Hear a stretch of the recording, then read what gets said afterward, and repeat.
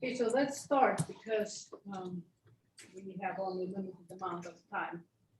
So today it's my pleasure to introduce to you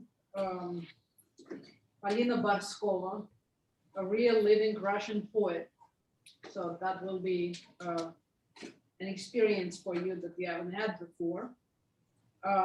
But Dr. Barskova also teaches at UC Berkeley, from where she also received her PhD.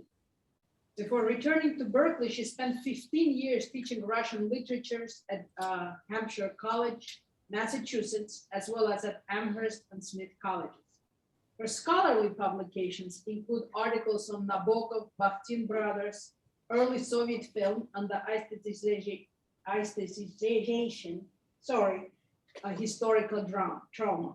Her book, Besieged Leningrad, Aesthetic Responses to Urban Disaster, appeared from Northern Illinois Press in 2016. She has also authored many books of poetry in Russian. And it's my distinct pleasure to have her here for this colloquium because you actually read poetry by Joseph Brodsky, you read Nabokov, and here we have contemporary Russian poet and author to share her experiences as a writer in immigration. Polina, thank you very much for being here. And you can start, and then we can transition to our questions that we talked about together. Thank you. Can you hear me? Yes. Great. Wonderful to be with you all.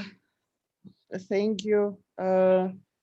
I think that the seminar that you guys are taking is very important, and especially important and urgent now. Obviously, I will be speaking more to that. So my purpose today will be to try to reframe maybe some of the ideas of the immigration and the case of the Russian and Soviet and post-Soviet empires and immigration, and to try to begin thinking what might be the purpose of immigration and culture studies for us today. So when I was interviewed for this job at UC Berkeley a couple of years ago, I was asked, what are some of the directions that you think you'd like to bring to the program? And one of my answers was that, something is brewing in the elements, as Macbeth would say, but something is also brewing in my brain. Maybe in conversation also with my scholars friends, including your wonderful distinguished professor, that the direction of immigration studies might become very important. And I saw on the faces of my interviewers, who also happened to be my teachers, some slight expression of, immigration studies. Let's face it, that for many years, and I think this is very interesting and complicated. And we still will have to find frameworks and explanations and new ways to think about this. But immigration studies were somewhat in marginal position.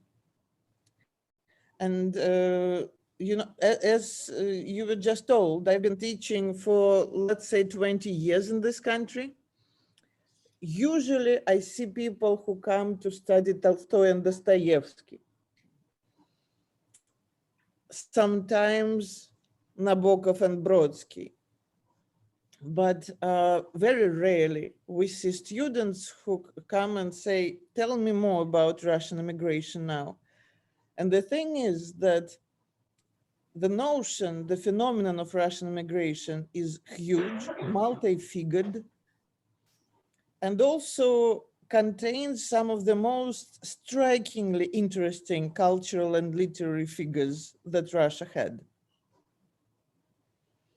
But for various and curious and unfortunate kinds of reasons, many of these figures and many of the questions they represent went into shadows, cultural shadows. And again, the first thing when people think about their courses, the most popular courses were, you know, Russian Today, which were all taught. And now it seems that maybe we somewhat mistaught them. Well, maybe it's a popular sentiment and resentiment at the moment, as you can imagine. And then we looked with pride at our grand 19th century with lots of people with amazing beards. But these very subjects that I'm mentioning now, as I said, they became marginal. So let me try to resituate us a little bit. And then, you know, one of my interviewers asked, so immigration, what do you think, what can you offer? Well, for starters, and this is obvious, but this is maybe so obvious that we somehow suppressed it. Russian great literature of the 19th century, with some of the great beards and some spectacular mustache, was written in emigration, or at least abroad. We do remember that it's kind of when we begin enumerating these works and these cases, it becomes, you know, weird that in order to write his great, you know, we love this unfortunate epithet, great works, in order to write his great works about Russian problems, Russian future, Gogol absolutely needed to be in Rome, which is curious, right? And immediately gives you some understanding that he felt necessity of distance. And then we think about such spectacularly complicated figures as Turgenev and Dostoevsky. Turgenev wrote most of his stuff in France, and Dostoevsky wrote a lot in Germany.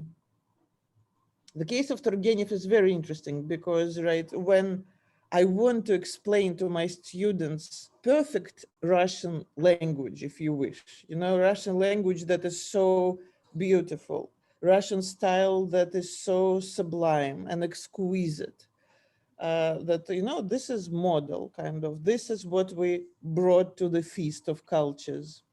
Then I say it's Turgenev, read Turgenev. And then I have to remind myself and my students that Turgenev himself did everything possible to spend most of his life in France, to speak French, to become the center of the very interesting European context of the second part of the 19th century. And another fascinating figure of this story is Alexander Herzen, whom I absolutely highly recommend, thinker, philosopher, journalist, one of the sharpest political minds. Again, most of his life is in London and Switzerland. So it just for starters, right, as an introduction for our conversation, that 19th century is already a century of the great emigres, or if Herzen is an emigre, Turgenev is a on the edge case between immigration, very long absence.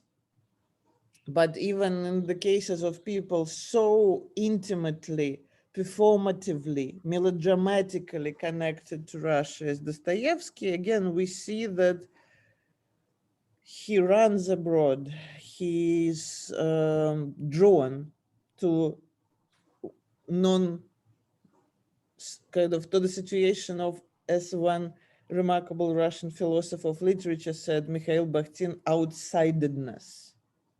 I think this notion of outsidedness is interesting. So that would be an introduction for any book we would write about Russian emigre thought. What happened in the 19th century?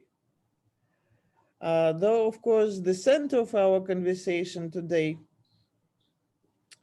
would be the 20th century,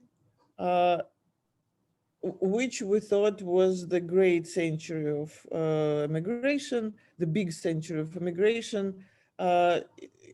Just now, with a slight conjecture and tragic, the 21st century, it looks like will be yet another century of immigration. So 20th century,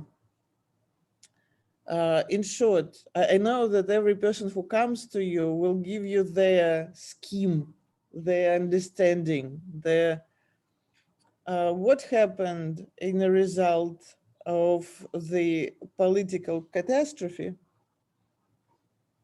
is that two radically different systems of cultural production emerged. That the one that we know as Soviet, and the one that we know as happening in immigration. It looks to me, this is also kind of important, that now, well, it looked to me a month ago when I had stamina and leisure to think about these things, that I had this feeling that it is time to begin thinking about these two branches, if you wish, a little bit in more radical connectedness. So what were various ways that emigres read, used, thought about the Soviet culture, and also curiously, in what ways Soviet culture would become aware of the emigre production? These are not easy questions, but I would say crucial. Like, for example, you know, when we read Nabokov, we see that he reads Mandelstam, late Mandelstam. We see that he reads Zoshenka. We see that he reads, obviously, and dramatically Pasternak, his main rival. We see the exchange. The exchange is an important word, right? Because as you can imagine, this situation of two cultures is endlessly painful. And let me remind you some of the things that maybe they are obvious, but nothing is obvious, right? The situation in the Soviet Union is that if you decide to publish, there is a remarkable term, awkward, but I really need it often, publishability. So if you decide to publish, to become publishable in the Soviet situation, it means that various systems of censorship begin working. The inner one, you as an author begin thinking what will be published. This is very interesting because various people made various mistakes. Like some of the most Soviet authors at various points made wrong shots, so to say, and didn't please the system of the Soviet authorship and censorship. Uh, so this is a drastic creative limitation and an intellectual limitation and, you know, ethical limitation, right? To write only things for publication that will be approved by the Soviet totalitarian state. What are the results?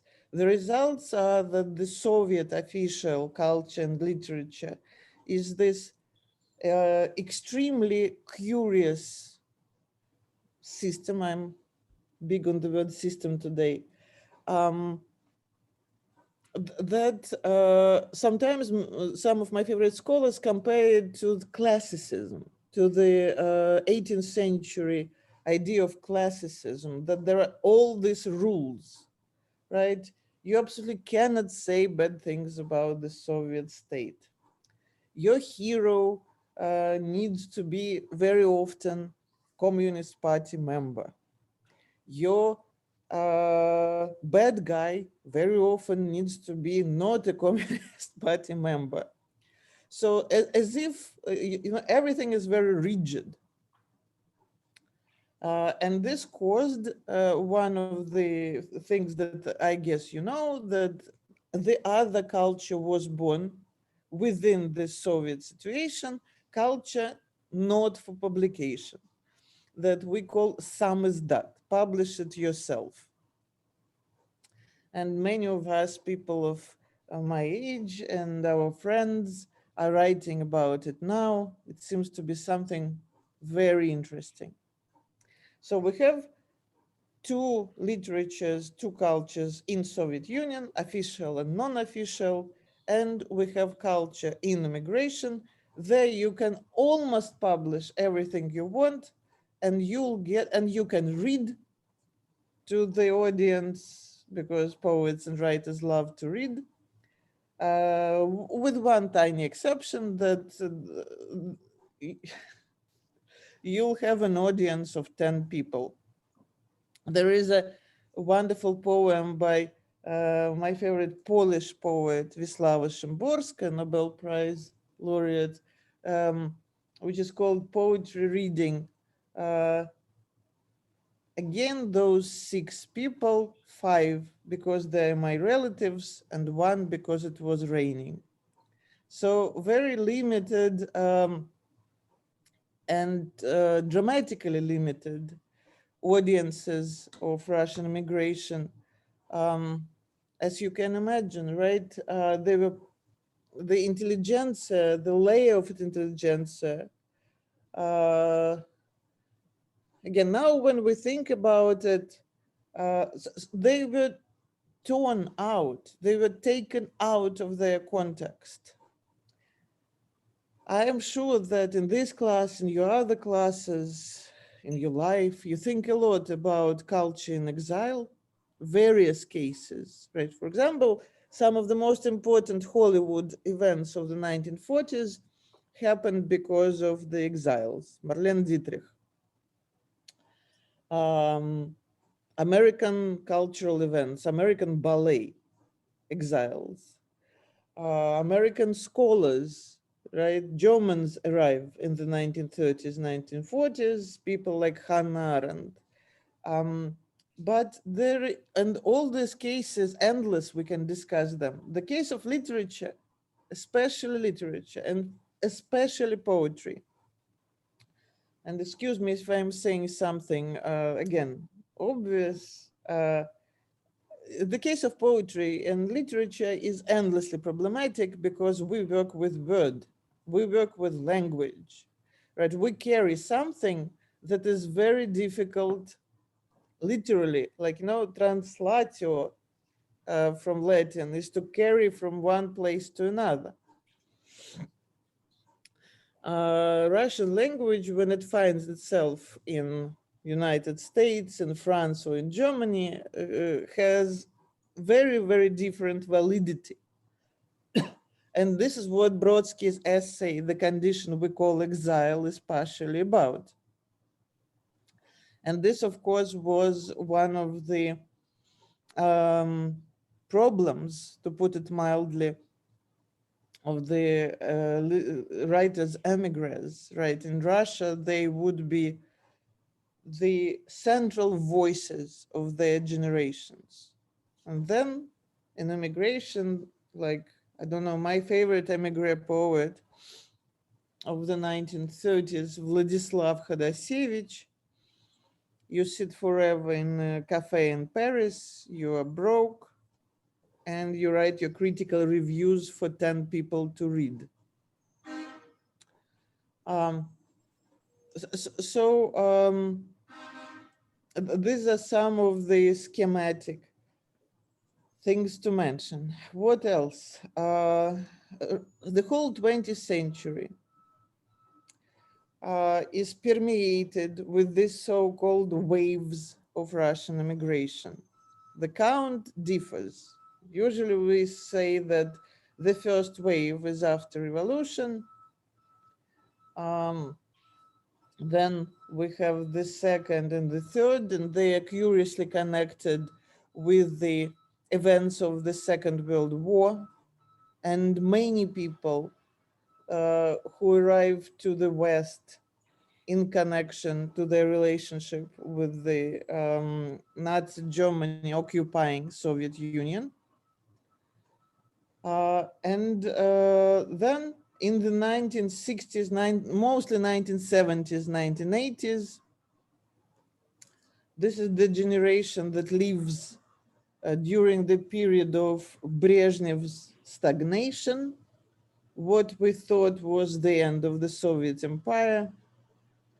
And the most representative figure here was Brodsky. But again and again, I want to stress that most representative or most famous or most illustrious and multi-prized doesn't mean the only one or the most interesting. Actually, we're speaking about, hundreds of figures, men and women. There were some remarkable women in various waves of immigration. And this also, I think, kind of deserves more attention. Another very kind of straightforward thing to say that, and obvious, right, that why Brodsky and Nabokov, because they translated themselves with various results. Nabokov better, Brodsky with more problems, but they became a part of American literature. They found ways to integrate themselves. And this is another question about the emigre literature, like, and big part of conversation about global literature. What if it cannot integrate itself? What if immigration literature cannot integrate itself, doesn't want to integrate itself? I can name you some remarkable names and oeuvres created in immigration of people who just were not that interested in becoming non-Russian authors. And they, as a result, right, nobody knows them in the West. And we kind of usually bring them onto our syllabi with these little smiles, though some of them are favorite writers, like Gazdanov, like Poplavsky, and many others. These are all, I think, valid questions. Now, since eventually we'll come to a moment of you asking questions, which might be one of the main useful points of this Zoom meeting. So the story of my generation. And the story, again, generation is a strange thing. How do we understand generation? Only age or cultural context or influence? When asked, I usually, for years, I've been saying that some of the poets who are now in their late 40s, early 50s, This is my generation, right? Most of us were born at the very last, movements of the Soviet state. I can name several people who are of the utmost importance for me, who live not in Russia today. Again, we're speaking before February 23rd. Uh, we all moved somehow in comparison to the first three waves where uh, people would leave without much hope to return. My generation was and happened to be extremely lucky that way. We thought of ourselves as a global generation of emigres, that because we constantly would return, and this was making, I'm not sure about my grammar, all the difference of most of my books were published in Russia, and most of my readers are in Russia. I write Russian poetry and prose, and I write American scholarship. So when, again, until this fateful February, which was awkwardly and tragically preceded by 2 years of COVID, I would go there several times a year to read. Every time book would be published, I would go there. So my audience, as I saw it, was mainly there. Also, of course, there is a huge difference, again, being internet. Internet, as we all know, changed everything. It changed the very notion of isolation. We publish on internet. This, just for your curiosity, again, this is how it was. Now everything is shifting in some crazy way. But for years, my Facebook page was, I don't know, 70% poetry, my Facebook wall. And it had, I would argue, almost all of my favorite Russian poets. So again, because paper publication, as attractive and, in every meaning precious as it might be, is desirable, but if you want urgency and access, you do various foray, various publications on the internet, which radically changed our thinking about writing and immigration. Like many people asked me in my life, are you an immigration author? It's not an easy question. I'm a poet who lives in the United States, writes mostly about Petersburg as a cultural phenomenon, uh, travels to Petersburg, and I was read there. So basically, I think I never could compare myself, never, to all these amazing texts by the previous generations for whom not being able to return became basically the curse of their life.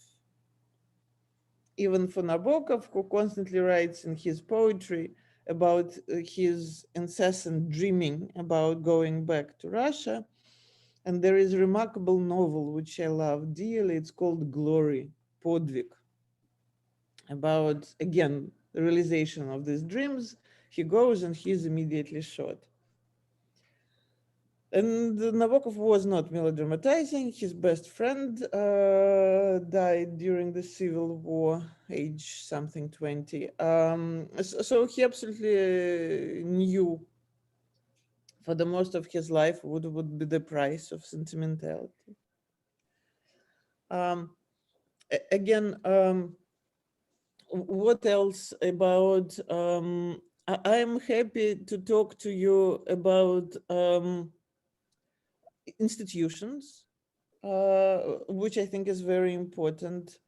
Um, most institutions of publication and cultural production of the last 20 years, they worked to connect people living in Russia and people living in immigration. For example, perhaps the most important journal of literary practice and scholarship, New Literary Observer, Новое литературное обозрение. If you look at it, it constantly publishes people of both kinds, so to say. And this is one of the main intentions, because the intention, I think the cultural kind of movement of after 1991 was to reconnect these two cultural currents, to create one culture out of two, to facilitate dialogues between these cultures.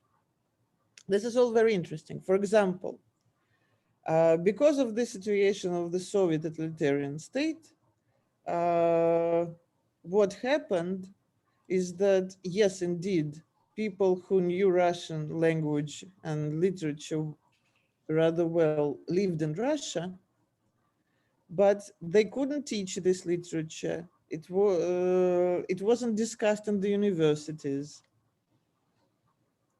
but it was discussed in the universities in the West. Right? For example, one of the Berkeley professors, Gleb Struve, one of the remarkable people of immigration scholarship, becomes one of the first publishers of Osip Mandelstam, one of the greatest Russian poets. What I'm telling you, a curious paradox that scholarship of Russian literature and culture actually was happening abroad for many, many decades in very separate, limited enclaves. And now, so I'm kind of sliding towards this completely incomprehensible now, but since it's been already a month and it's difficult to weep for a month nonstop, one of the things that is being discussed already here by my different friends' communities is to what extent studies of Russian culture and literature again can be transported to the West.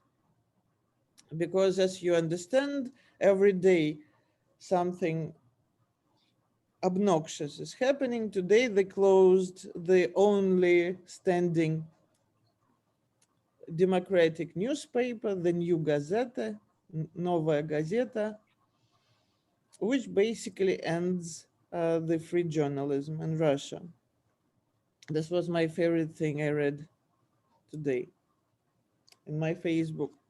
And last year, this New Gazeta received his main editor-in-chief received Nobel Prize. Maybe you know about this, which is rare for journalism.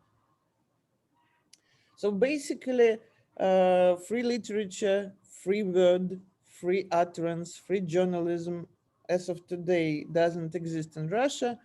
And all of us trying to overcome horror are trying to understand what is to be done, what it means for all of us, how it influences how we live, which means how we teach, how we read, and things, how we write, though I have to say that I cannot write at all. There are people who can, but anyway, we all have our own responses to the world events of this scale. So kind of several of you asked me in your remarkable questions that were sent to me, why my poem is called 1998.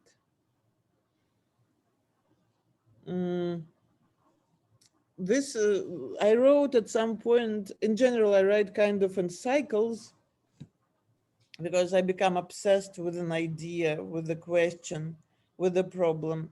So at some point I began writing a cycle called 1998. 1998 is the year when I left. And these poems,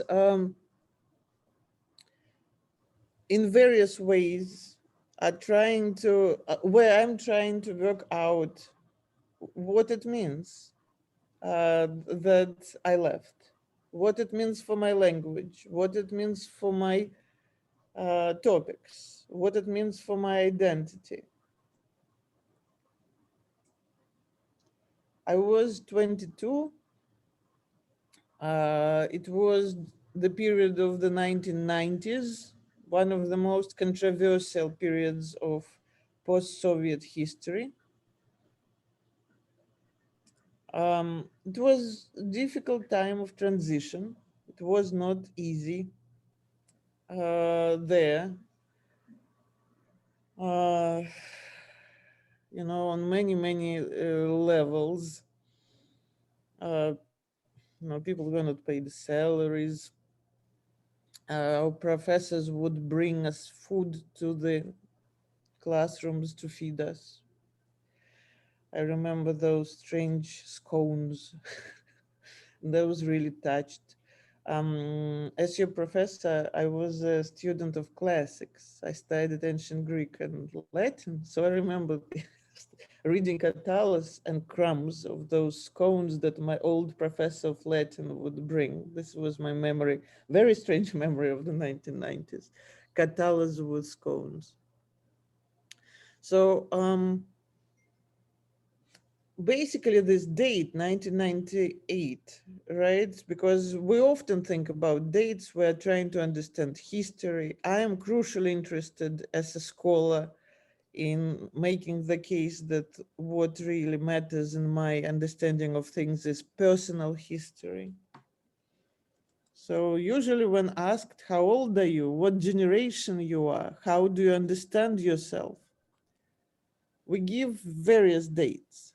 Well, for example, obviously for me, this is the name of the title of this poem, that this is the crucial date. This is the date that made me, the year when I left. And when I began turning into a different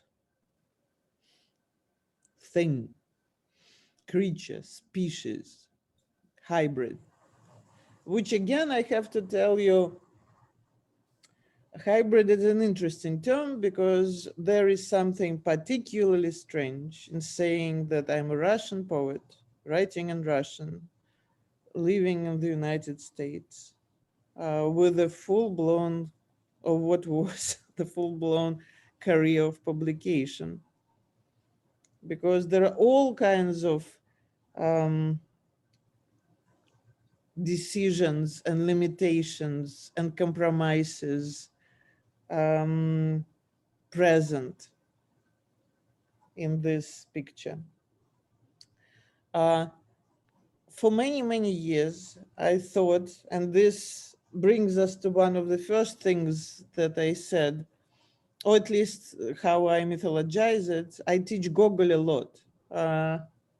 I'm kind of obsessed. I'm afraid I might write another book about him, Nikolai Gogol. So this very feeling that you have to sit in Rome, eat pasta, watch the steps of Rome in order to write about the very essence of Russianness, it doesn't strike me as only whimsical. Actually, I do understand very well. I think I found my own understanding that in order to be able to study the disaster of Leningrad, and this is my main subject, I write about the siege of Leningrad in 1941. It took me to leave Leningrad, to leave Petersburg, because it was kind of too painful, too difficult, too incomprehensible to write about the disaster of your city being in your city. But when I left, when I began reading at Berkeley, when I began talking to theorists at Berkeley, theorists of the urban space, of historical disaster, of poetry during the disaster, I required some strange freedom. I was not really of that city anymore. They were constantly obsessing about it, in love with it. And this distance, as I understand it, can be very productive. It was productive for me. Because after all, if we're talking about literature, culture, poetry, if this is what you're studying here, the question is of production. The question is to produce. The question is of product. Can you write or can't you write? So my answer for many years was that paradoxically, in a very difficult, indirect way, immigration became for these last years for me the way to write. And I talked about it with some of my friends, poets in Germany, in Israel, in the States. They have different answers. And also it is interesting, it's not kind of mind-boggling, but it's curious that a number of us teaches literature. Well, you know, you have to teach to survive. Poetry is a difficult thing to sell, even very good poetry, especially very good poetry, I would argue. But also there is this relationship between pedagogy and the university, and production of words that I find to be very curious. My absolutely favorite text about the problem of immigration and writing is Nabokov's Pnin, which is for a number of reasons. By the way, something that is not discussed often. It's one of my favorite Holocaust novels. There is a chapter when Pnin thinks about his first love, who he thinks dies in Auschwitz. Right, so immigration and its connection to the historical disaster that basically, and Nabokov, as we remember, left Berlin like, and left Paris and left Europe literally like with the last steamboat.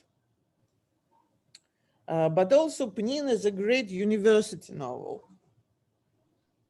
And Nabokov knew a thing or two about American universities. He taught at every campus possible. So the connection of writing and university realm, life very often in isolation, but also life of knowledge and service to knowledge. This, I think, are all rather curious questions. And also, returning also to something I said, when you started this semester, you studied a completely different field of studies than what we've entered now. Because at the moment, after your professor will leave the classroom, after I will leave the Zoom, we'll be reading endless emails from our friends that just became refugees. Or even equally complicated, that people are deciding now in the very real time whether to become refugees and emigres. So suddenly all these questions that had very, like reading Nabokov, sipping your hot chocolate, reading Brodsky, sipping your hot chocolate or cognac, all these questions that were of mostly intellectual and aesthetic value suddenly are becoming urgent questions. right? And questions of basically journalism, not only philosophical perspectives. And this is unbearable, but I have to say this is also weirdly exciting because there is not much any of us can offer to our friends in Russia today, which is completely heartbreaking. But many of people like us, we're trying to consolidate thoughts, monies, experiences, classrooms, in order to understand, okay, if continuation is to be abroad, what does it mean? So I guess I'm not sure I give you many answers, but usually I see my task as to create some maybe curious questions. And maybe we can move a little bit by your questions now. Fine? Yes, thanks, Polina. We actually read Pnin in this class. So I'm glad you brought it up because it was one of the first novels we read and liked. So Pnin talks a lot about the trauma of immigration. Yep. It being a traumatic experience because all of a sudden he is completely misplaced in language. So there is even this quote that we discussed in class that Pnin's Russian was a symphony and his English was a murder. Yep. And yeah, it's a great quote, but that's where we started. And so that brings me, and I'm going to combine some of the questions of the students with my own. Yep. So I'm going to start with Theo's question. So Theo, you can raise your hand so Polina can see you. Here's what he's asking. Have Russian writers in America generally viewed the difficulties of displacement from their homeland as a source of inspiration for creative work, a hindrance of their pursuits, or a mix of the two? I think this is a very good question. I kind of little bit answered it already, but I think in every case, we can find in every case that we study, we can see various parts of this kind of thinking. For example, I find it fascinating, and this is something that has emerged recently, to look at the first months, first years when, for example, Nabokov and Brodsky arrived to the States, how they remake themselves into American writers. I am at Berkeley now, right? So I'm surrounded with people who knew Czesław Miłosz, a great Polish poet of the same problem, if you wish, who lived and taught at Berkeley years ago. And I'm talking to his translators, who are now in their 80s, if not 90s, who were present, who witnessed how Miloš was remaking himself into an American poet. Because he made this choice. And of course, this is what's so fascinating and complicated, that we're not obviously talking about direct translation. We're talking about complete cultural reorientation shift.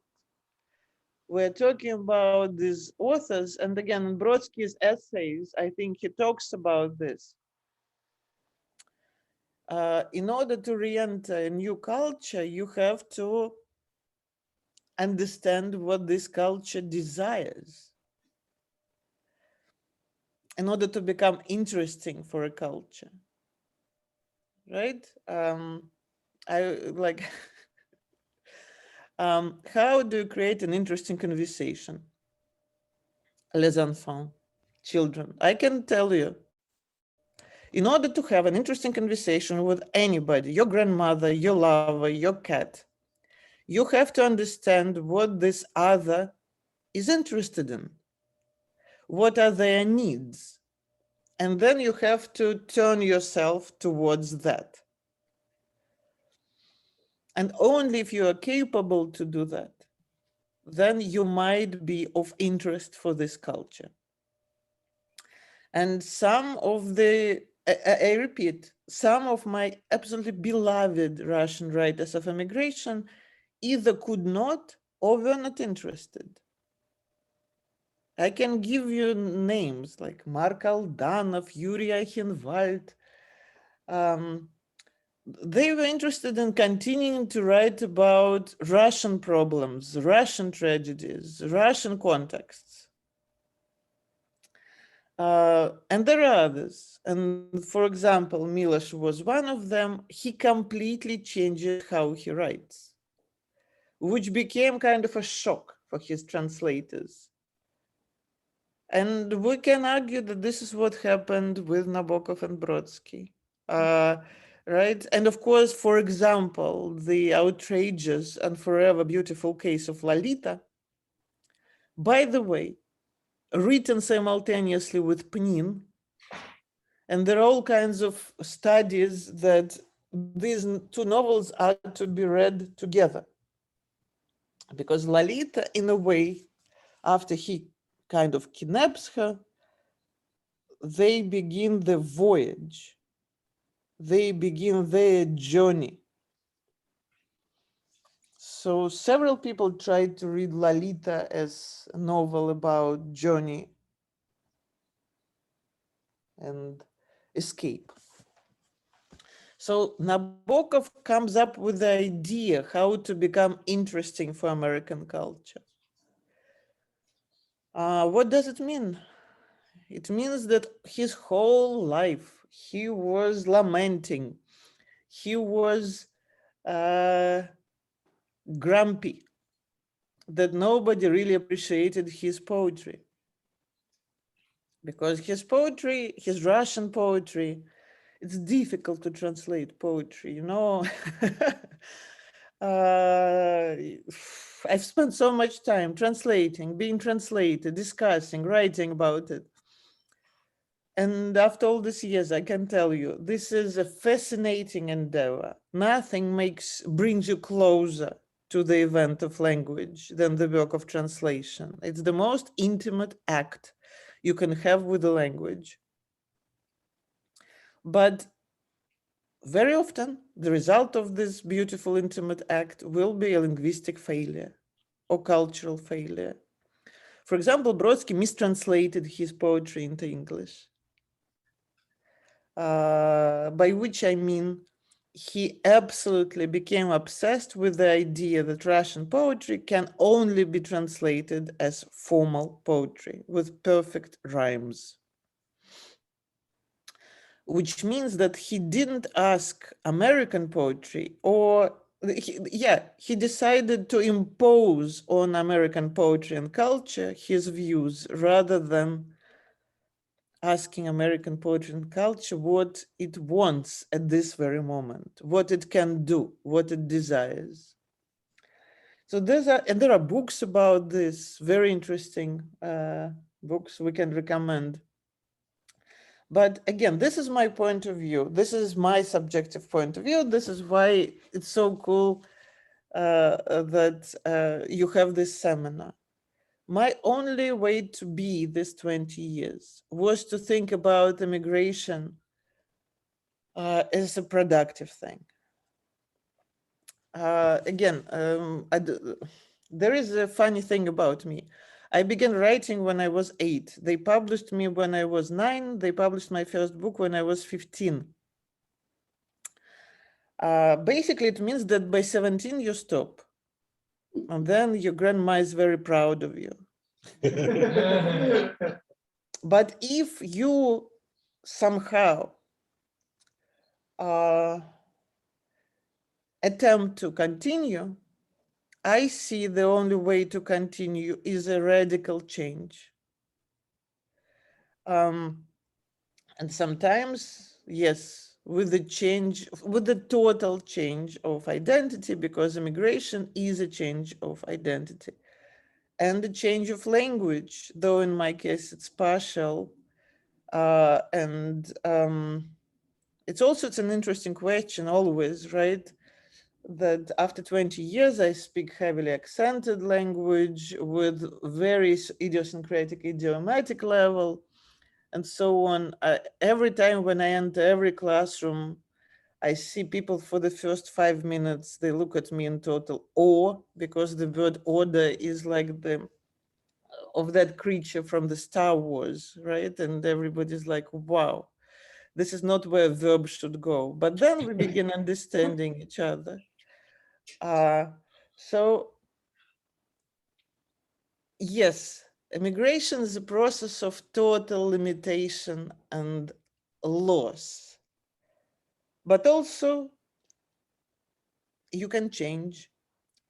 And also because you're constantly changing and moving, you have to, like you're on a move, like in the movies. And being on a move, you have to react, right? Because the environment is new, the context is new, people are new, words are new. And I think this newness is very essential for poetry. That you react to things as if they're new, as a child. And for me, this is the condition of poetry. So the short answer, it's extremely difficult, it's of loss, but it's also of tremendous gain, if you can deal with it. Thank you. So we have time for some more questions, thankfully. Right. And I'm going to ask a question that Ray asked and that you also received. He said, looking at the list of your works, I came across Written in the Dark. Is it critical as a writer to be the voice of the voiceless when exploring tragic themes? And that, of course, brings us back to your interest in the Siege of Leningrad, when you gave voice to the voiceless. Or even today, are you thinking about Ukrainians and those who are currently bombed in Mariupol? So how would you answer that question? Is it critical? I think it's crucial question, but also it's complicated. Written in the Dark is a bilingual anthology that we put together of the unofficial writing about the siege. Like, because for 70 years, we were reading mostly poetry by people who were writing that, like Horace. It's Lodan de Mest. It's good. It's great to die for your motherland. Basically, this is the main message. While then, in various archives, through various conversations and adventures, we found several fates of people and their works who were not so sure that they wanted to die for the motherland, that left them there to die of starvation. They had different approaches to the problem, especially since they never were asked. So this is also a question of subjectivity. So for me, it was very important to really publish their voices. And again, I'm, as they say in the America now, it's every second word. Yes, I'm privileged. My privilege is that I'm alive. My privilege is that I'm bilingual. And that at that point, I basically, in the exciting interactive scene of screaming at my beloved dean at the college where I taught, I managed to get myself a grant to publish this anthology. It was not that much money, but we managed. So that was my privilege. I think I spent it well, because the main thing is not to give your voice to the voiceless, but to figure out how to reveal voices of the voiceless, because on some level, nobody is voiceless. And then there are problems, because what disaster does, it kills, literally, it burns. You know, manuscripts do burn. This is what they do. The cultural loss is atrocious. And at some point, when you don't have a document, you begin creating your own version, not calling it a document. And yes, I wrote poetry about the Siege of Leningrad, never for them, but about them. And the extension of your question, I think what is so important today, and what we're trying, many of us are trying to do today, is to give opportunity to Ukrainian poets and writers to speak. And actually, again, in the time when nothing feels good, just doesn't, this feels kind of as a moment of tiny relief of pain. When you can use your platform, when you can use your situation to make somebody who is there or just emigrated audible and heard. And another thing that was really, again, nothing really helps at the moment, but I've been translating Ukrainians. I've been translating Ukrainians into Russian because this is my obviously platform language. The thing is that this is a huge conversation, which I hope is starting fully. That the relationship between these two cultures is endlessly problematic, right? We're talking about the empire. And though at the moment, again, I'm not in the position, I'm not interested in judging, but even with my beloved intelligentsia friends, I'm like, do you know, so we are all so painfully compassionate to the cause of Ukraine, to the plea of Ukraine. So do you know Ukrainian writers? Do you know Ukrainian poets? We don't know that much. We had luxury to be blind. And I think one of the most useful things today is just to begin studying Ukrainian poetry and literature and culture and history. Like, for example, Ukrainian poetry of the last 10 years, which, again, for a number of reasons that we can discuss, it's one of the central poetic events of Europe now. Especially people in their 20s, 30s are emerging. And the last thing I can say in response to your question is that, well, usually, very often, we think about the work of a poet as a study of the self. One thing that became very, very important for me, and this is in connection to our conversation of immigration, and this is in conversation to the last question. I think poetry is an amazing tool for the study of the other. And this is something, again, as an emigre,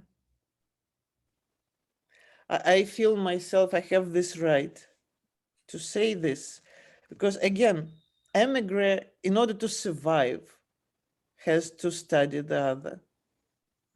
You have to study new culture and basically everyday forms of otherness and othering.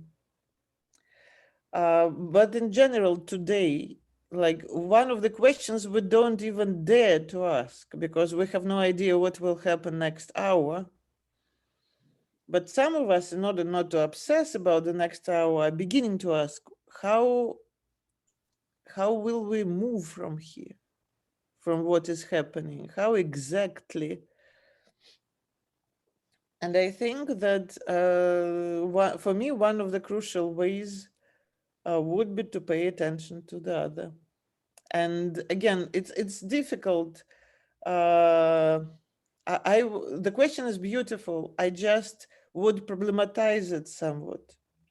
I think there is a problem with thinking that there is somebody who is voiceless. It just this voice might be damaged, might be disappeared, but it was. And how we work it with it archaeologically is a very important question. Thanks, Polina. Another question that comes up in this seminar quite a lot is about poetry or literature in Russia in general being a rival authority, the way it is not in the United States. So Miles asked the question, do you ever feel as a writer like you weren't being heeded in the way that Joseph Brodsky describes? In other words, once you can write whatever you want, nobody is listening. Is that a problem? Because it seems it was a problem for Brodsky. Right.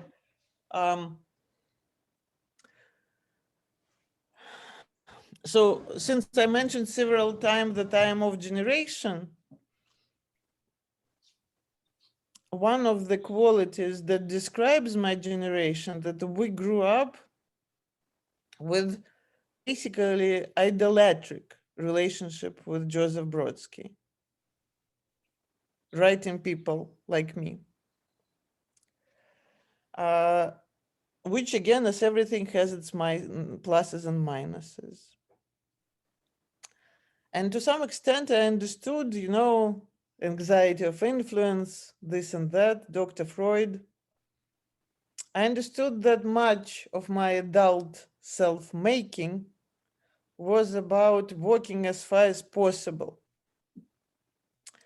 from Brodsky, trying to carry with myself all the best things I can steal from him.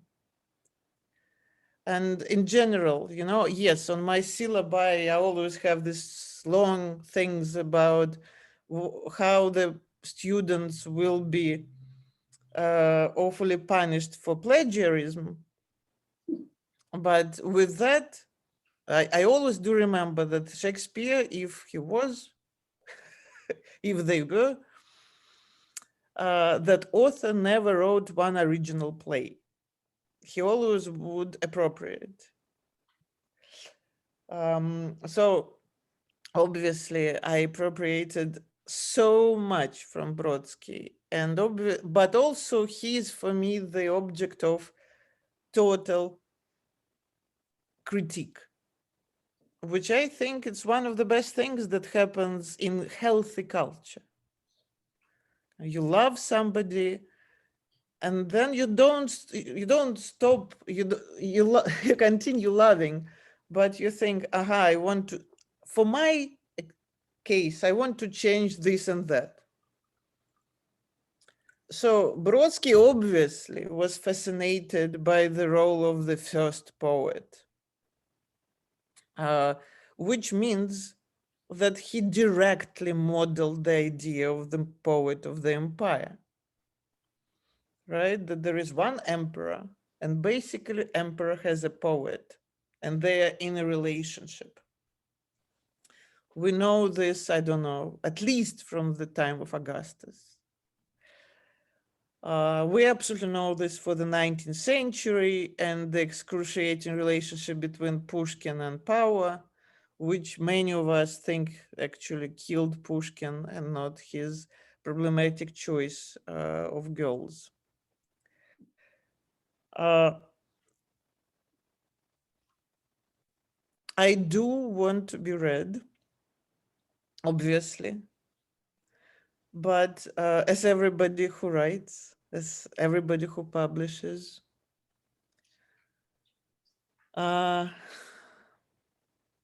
maybe this is another thing that immigration did to me. I am very much interested in publication and readership is an individual act. Not desiring, huge university halls necessarily, or theaters, or God forbid, stadiums. For me, reading is imagining one, student in a red hoodie or blue hoodie or striped hoodie, sitting with their apple in the grass, reading my book. This is perfect. This is basically ideal. While this idea to form, to shape your readership ideologically, which was important from Brodsky from certain point, when he began moving from one prize to another, I personally consider this of not so much interest. It also might be gendered. One of my favorite things to do with my syllabi when I teach is again and again to bring people whom I think this is, again, what I have. I have my endlessly problematic authority. My authority doesn't go, like I cannot convince my cat to walk away from the table. So whom can I convince? Question. But I'm trying to convince my students with what I love, with what I feel. I've been in the craft, again, I'm 46, basically for 38 years. There are some poets, there are some Russian poets, because this is my language, this is what I know better, who had very limited readerships at their times, especially women. Not only, but women is a case. And today I open their books and I think, bloody hell, this is so good. This is so for me.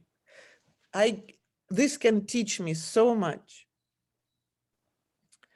So in a way, the loss of a reader, in order to lose a reader, you have to gain a reader.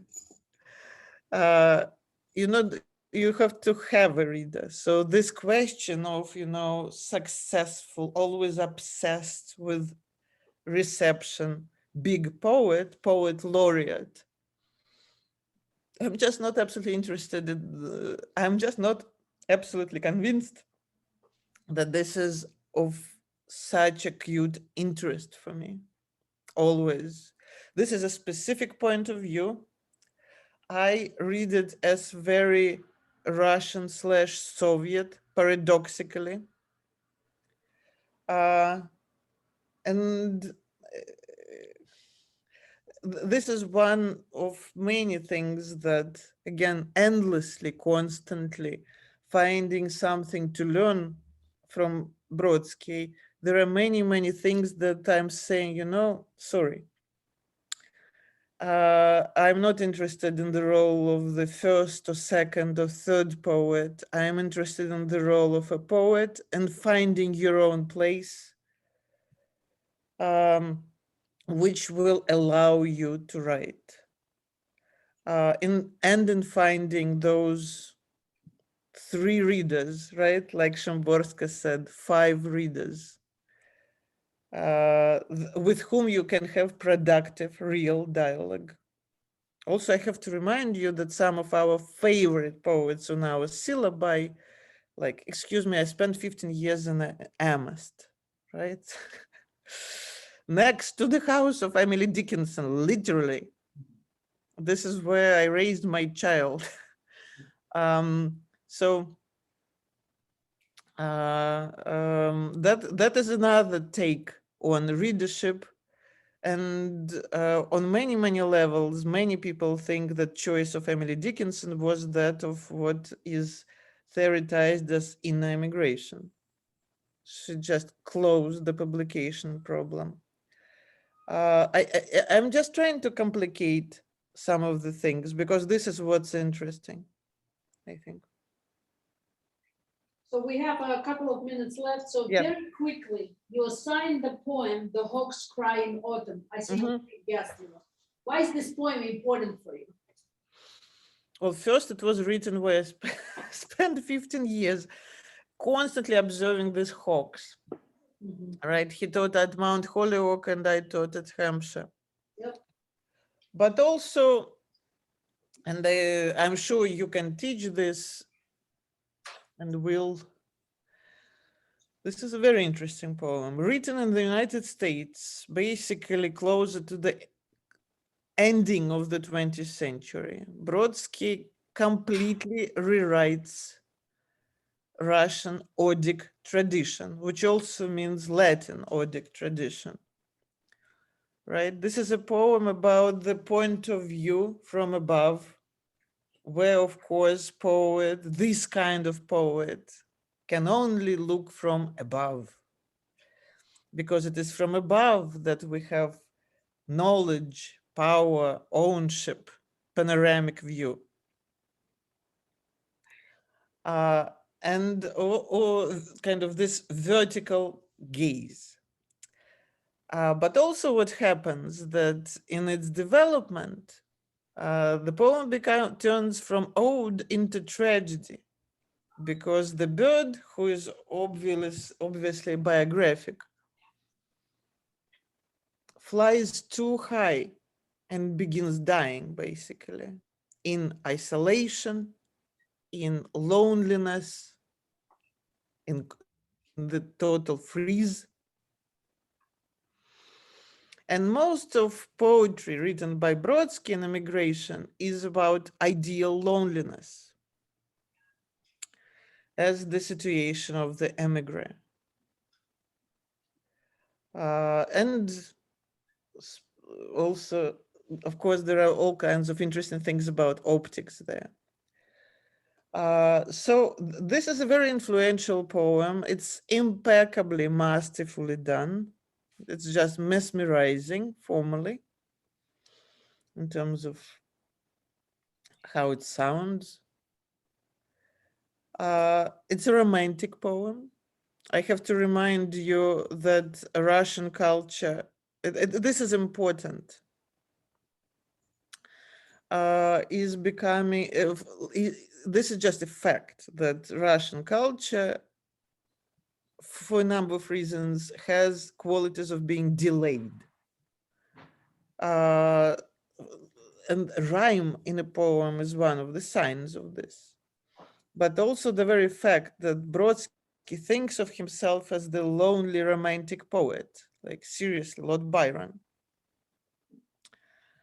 I think, again, with all my feelings of adoration of this text, how it's done, how it touches you, how it seduces you, certain models that Pnin on some level is of more interest. As you remember the ending of the Pnin, he learns to drive.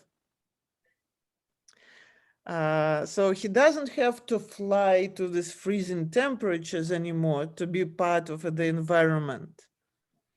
He can be a part of the landscape of this life. And I guess this for me is the utopia of immigration. And also it took me forever to learn to drive myself, so I can sympathize. I am a huge fan of trying to connect to your new environment in various ways, to become acquainted, not to become an ice symbol of beauty and loneliness, but to try to meet your situation. So I don't know. I hope that I can be for you with all the wonderful things that you read in this classroom, that since you're asking me, I'm in a little bit funny role of the scholar and the poet, and this is my personal story. Immigration, of course, for a person of language, for a creature of language, is a totally life-changing game. But all my life I thought that this is what is teaching me to write daily. And I have no answers yet, none, to what is coming. I think it's also important for me to repeat that I don't know, not to pretend that I know, not to use old models, but, but I know that a completely different epoch of the immigration studies is coming, and we can do this work. Thank you so much, Polina, for coming. It was really a pleasure, and we will continue the discussion of this on Wednesday when we meet and the kind of debrief, so to speak. So you have given us a lot to think about, and I want to thank you for finding time so early in California, waking up and coming and sharing with us your experience and your work. So hopefully we can talk soon about the class that you are planning. Great. Right. And on that, I'll let you go and have another cup of coffee. Thank you. Thank you so much for allowing me to talk about these very important issues. Thank you, Polina. До скорого.